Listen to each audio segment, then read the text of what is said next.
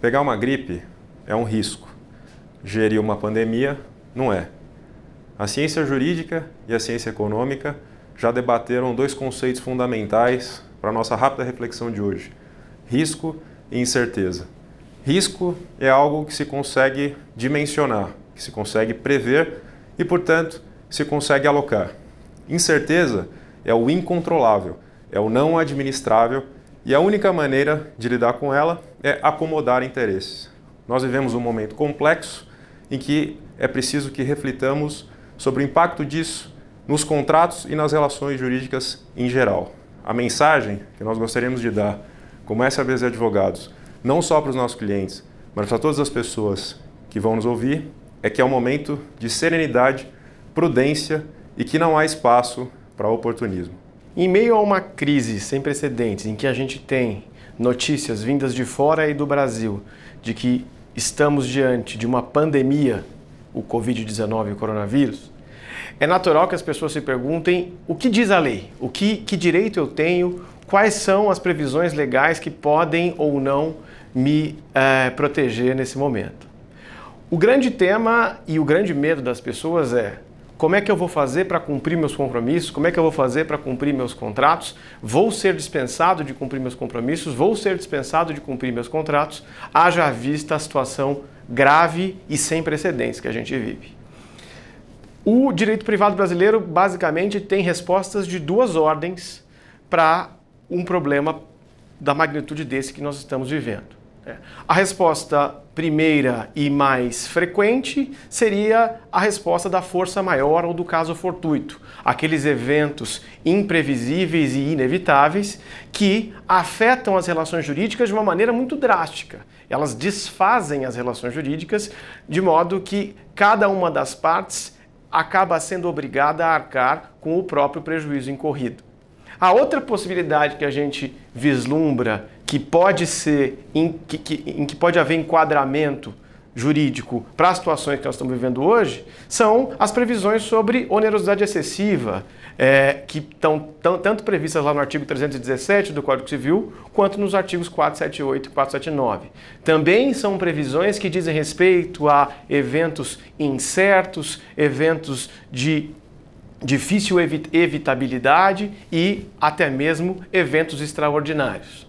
Todos esses conceitos jurídicos parecem fazer sentido quando a gente pensa na crise do coronavírus.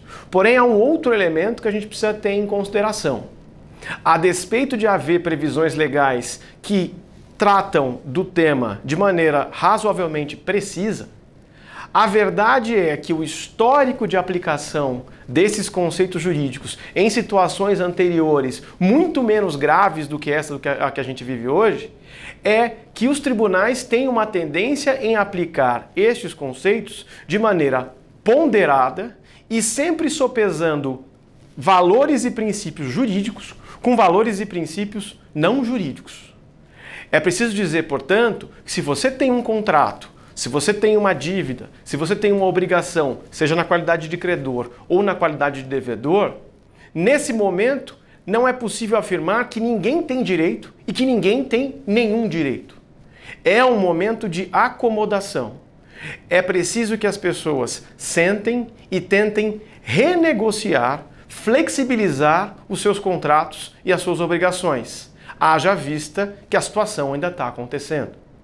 Fazendo um prognóstico para o futuro e olhando para o que os tribunais já decidiram em situações, repito, semelhantes, mas de impacto muito menor, a verdade é que há uma tendência do judiciário de usar uma margem de arbitramento para nem dar 100% de ganho de causa a um, nem dar 0% de perda para o outro. Deve haver alguma acomodação nessa história, até porque esta é uma crise que ninguém queria e que não parece justo que os prejuízos sejam impostos a apenas um dos lados indefinidamente. Isso, por outro lado, não quer dizer que não teremos e não veremos situações de caso fortuito ou força maior expresso, ou situações de onerosidade excessiva claras. Mas há muito mais no meio do caminho do que nos extremos dessa discussão.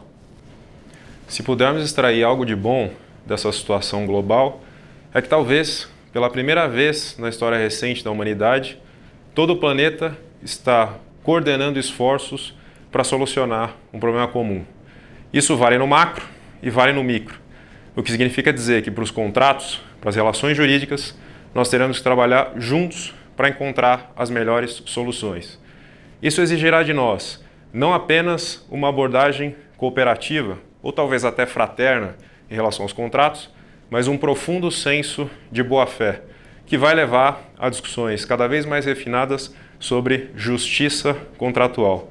É um desafio interessante, porque vai nos colocar, pela primeira vez, num ambiente em que os princípios contratuais enfrentarão algo que na nossa realidade brasileira é inédito, uma pandemia que está levando o nosso país praticamente a parar. Como esse é um tema importante, também para outros segmentos do direito, em particular a área de seguros, em breve veremos com um novo vídeo a discutir a temática securitária no direito brasileiro.